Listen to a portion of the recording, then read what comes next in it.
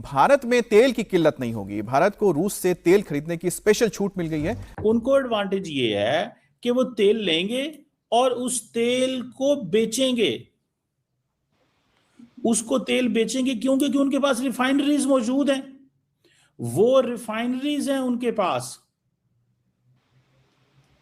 पास refineries है भाई, और वो समझते हैं कि ये हमें इन रिफाइनरीज का फायदा उठाना चाहिए।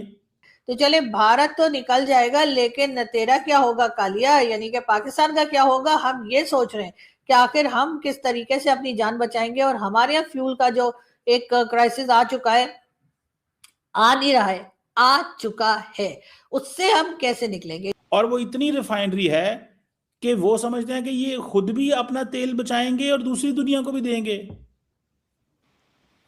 तो आप यहीं से अंदाजा लगा लें। अब ईरान के साथ हमारा जो सिविलाइजेशनल हमारा जो रिश्ता है, ईरान ने उसको एक तरह से तवज्जो दी है और हमें अलाउ किया है। हमारी लीडरशिप ने इस पे क्या फैसला किया कि हमारे पास कितना तेल है? मतलब एक हफ्ते की जंग ने आपको इस मौके पे लाके खड़ा कर दिया है कि गवर्नमेंट ऑफ पाकिस्तान जो है वो उसके पास चॉइस ही कोई नहीं है। गवर्नमेंट ऑफ पाकिस्तान के पास कोई चॉइस नहीं है, उसने क्या करना है। अब जब उनका अटैक हुआ तो सऊदी अरेबिया को एकदम से याद आया, हम तो अहले किताब हैं, हमें तो जूस के साथ रहना चाहिए, हमें क्रिश्चियंस के साथ रहना चाहिए। वो तो बदल गए ना 2 मिनट में। तो ये पाकिस्तानियों को क्या है, जो वहां रह रहे हैं, जो यहाँ बैठे हैं, मेरे साथ बैठे हैं, जो भी मुस्लिम। सॉरी टू इंटरप्ट यू, लेकिन आपको पता होगा कि इस वक्त जिन कंट्रीज में हलाकतें हुई हैं, लोग मरे हैं, उसमें ईरान के बाद पाकिस्तान सेकंड नंबर पे, जिसपे सबसे ज्यादा हुई हैं, जबकि पाकिस्तान शामिल ही नहीं है इस जंग में, हिस्सा ही नहीं है। 30 के करीब वहां पे कॉन्सुलेट्स पे जो हमले हुए हैं, उसके अंदर पाकिस्तानी मारे गए हैं। उन्होंने लंबा सोचा इंडिया ने, उन्होंने रिफाइनरीज लगा ली, वो अपने लोगों को भी दे देंगे, दुनिया को भी देंगे, पैसा भी कमाएंगे, बेचेंगे भी और खाएंगे भी, कमाएंगे भी। और जंग शुरू हो गई है मिडल ईस्ट में, हमारे घर में जो है वो लैदा लड़ाई शुरू हो गई है। अब लोगों के पास जब महंगा तेल लेना पड़ेगा तो लोगों ने क्या ईद मनानी है? ये जो है मेरी समझ नहीं आती कि क्या वो नहीं देख रहे हैं कि पाकिस्तान खुद एक विक्टिम है टेररिज्म का। कितने पाकिस्तानी, आप सोचें, वॉर ऑन टेरर से आलिया हमारे कितने पाकिस्तानी गए हैं? 70,000 लाइव्स तो उस वक्त हुई थी। मैं 2 चीजें हमारे लोगों को सिखा दी हैं और उनके डीएनए में डाल दी हैं, जबकि हमारे सिविलाइजेशनल डीएनए में तो नहीं है ये नफरतें। हम तो एक प्लूरलिस्टिक इंडस वैली सिविलाइजेशन थे। तो मेरा ये ख्याल है कि इन सब को अपने आप को सोचना पड़ेगा कि रह कहाँ रहे हैं, कर क्या रहे हैं, अपनी दिल खोलें, आंख खोलें। इस वक्त तो जागने का मुकाम आ गया है कि एवरीवन वेक्स अप। और आलिया, आपने अच्छा ये सवाल किया, क्योंकि मैं तो ये अमेरिका में देख रही हूँ कि यहाँ पर जो पाकिस्तानी रह रहे हैं। आज मैं एक इफ्तार में गई थी, कुछ वहां पर अरब्स का इफ्तार था, कैपिटल हिल में था, और मेरे पास जो बैठे हुए हैं वो वही कह रहे हैं कि देखो ईरान को अटैक कर दिया और नहीं करना। आप अमेरिका में रह रहे हैं, आपको पता है कि आपके प्रेसिडेंट पे अटैक हुआ, और ये एक मॉरल डिसीजन था। आज कल को अगर ये रिजीम को ना अटैक करते तो वो रिजीम एक न्यूक्लियर पावर बनने वाली थी, और जो कि सबसे पहले, अब हमें पता है, वो सुन्नी वर्ल्ड को अटैक करता। तो तब आप क्या कहते? आप तो सऊदी अरेबिया में, बहुत सारे लोग सऊदी अरेबिया में बैठे। But to see this bigotry, मैं चाहूंगी कि हमारे लोग अब कहें कि हमें नफरत की बातें मस्जिदों में नहीं सुननी है, हमें नफरत की बातें नहीं सुननी है, पब्लिश भी नहीं करनी है, और हमें एक नया डॉन करना है। मुस्लिम्स बेहतर हो जाएं, अपने अपने जो मॉरल क्लैरिटी है वो जरा सी क्लीन अप कर लें, और ये देख लें कि उनके लिए बेहतर क्या है। हर कंट्री अपने सेल्फ इंटरेस्ट के लिए काम करती है।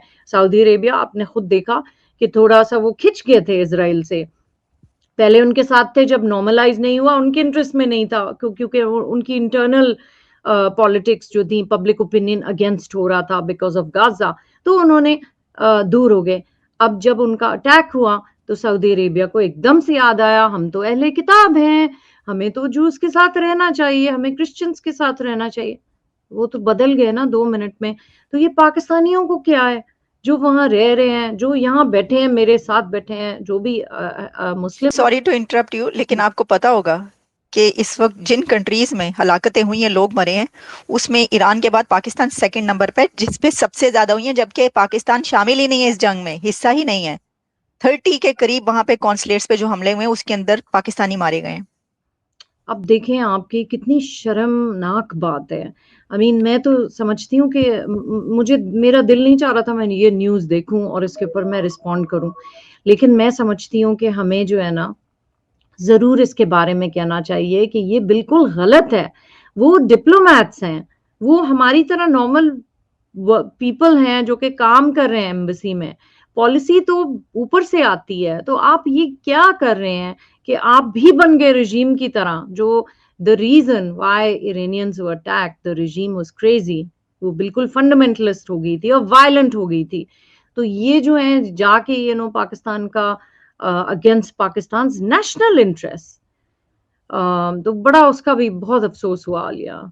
जब कौमें स्ट्रेटेजिक सोचती हैं तो वो ये फैसला करती हैं कि भाई हमें क्या इम्पोर्टेंट फैसले करने हैं 250 करोड़ के लोगों के लिए। मिसाल के तौर पे एक हमने फैसला किया कि हमें कन्वेंशनल मिलिट्री कैपेबिलिटी बिल्ड करनी है, क्योंकि इंडिया के साथ हमारा एक कॉन्फ्लिक्ट है कश्मीर पे। फिर हमने देखा कि इंडिया ने कहा जी हमें न्यूक्लियर वेपन्स बनाने हैं, तो हमने सोचा कि ये हमारे लिए बहुत ज़रूरी है, घास खाएंगे लेकिन न्यूक्लियर वेपन्स बनाएंगे। फिर हमें पता चला कि इनके पास मिसाइल भी आ गए हैं और हमारे पास मिसाइल नहीं है, और अगर ये ना हुआ तो ये इंडियन जो लीडरशिप कोई भी कल को पाकिस्तान पे हमला कर सकती है। तो हमने अपनी कन्वेंशनल मिलिट्री डेटरेंस और न्यूक्लियर डेटरेंस को एस्टैब्लिश किया। भाई बात ठीक हो गई, ज़बरदस्त, हमें करना चाहिए था, क्योंकि हमारी जो नेशनल सिक्योरिटी है वो ख़तरे में है। लेकिन with the passage of time जो नेशनल सिक्योरिटी की डेफिनेशन है वो चेंज हो रही है। नेशनल सिक्योरिटी की डेफिनेशन सिर्फ मिलिट्री सिक्योरिटी नहीं है, ह्यूमन सिक्योरिटी भी है। तो ह्यूमन सिक्योरिटी के अंदर हम लोगों ने क्या इन्वेस्ट किया है? मिसाल के तौर पे हम ऑयल की बात कर रहे हैं। अब कोई भी मुल्क जो होता है वो जब वो देख रहा होता है कि उसके इर्द गिर्द क्या चीज़ें हो रही हैं, तो हमें इस चीज़ का पता है कि हम तेल जो है वो इंपोर्ट करते हैं। तो जो चीज़ भी इंपोर्ट की जाती है वो हमेशा एक वल्नरेबल होती है। तो कौमें जो हैं, हमारी लीडरशिप ने इस पे क्या फैसला किया कि हमारे पास कितना तेल है। मतलब एक हफ्ते की जंग ने आपको इस मौके पे लाके खड़ा कर दिया है कि गवर्नमेंट ऑफ पाकिस्तान जो है वो, उसके पास चॉइस ही कोई नहीं है।